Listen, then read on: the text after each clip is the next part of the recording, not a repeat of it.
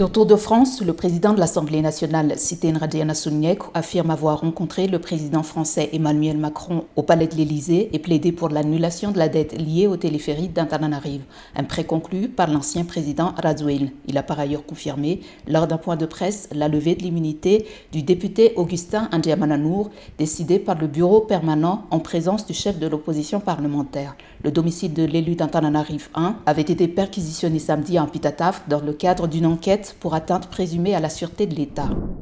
En mission à Thomas, depuis lundi, le représentant de la Banque mondiale, Atousek, a indiqué que l'institution entend faire le maximum pour soutenir les sinistrés. Elle a déjà mobilisé 37 millions de dollars pour une réponse d'urgence destinée à environ 40 000 ménages touchés par Gezani et Fitia. Cette visite doit permettre de vérifier l'efficacité de l'aide en cours, notamment les transferts monétaires et de soutien aux services essentiels, et d'orienter la suite de l'appui. Selon les autorités, une évaluation multisectorielle des dégâts a déjà été réalisée avec les partenaires humanitaires et sert de base à l'estimation des coûts de reconstruction.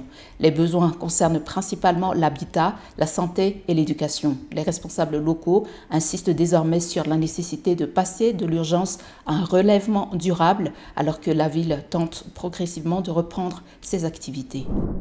Après avoir inquiété le sud-ouest, la tempête Gezani s'éloigne désormais définitivement de Madagascar. Le service météorologique a levé toutes les alertes cycloniques ce mardi matin, le système se trouvant à plus de 430 km des côtes. La mer est restée toutefois agitée entre Mourbé et Tolagnar pendant le reste de la journée. C'était à 21h, dans la nuit de lundi à mardi, que le système se trouvait au plus près du littoral sud-ouest de Madagascar. Il a surtout généré des vents et très peu de pluie, les précipitations s'étant concentrées en mer.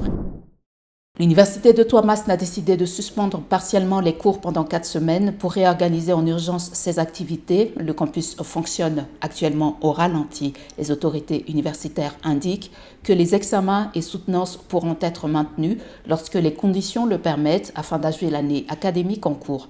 Des réparations doivent démarrer immédiatement pour remettre en état salles, bureaux et cités universitaires endommagées, tandis que la direction réclame le rétablissement des services d'eau et d'électricité. L'établissement annonce aussi un renforcement des dispositifs de sécurité. La stratégie nationale de vulgarisation et de conseil agricole a été officiellement relancée ce mardi à Anous. Présenté comme un pilier de l'augmentation de la production nationale, le dispositif dévoilé par le ministre de l'Agriculture et de l'Élevage mise sur la diffusion à grande échelle de semences certifiées résistantes aux maladies et aux aléas climatiques, ainsi que sur un accompagnement technique direct des paysans.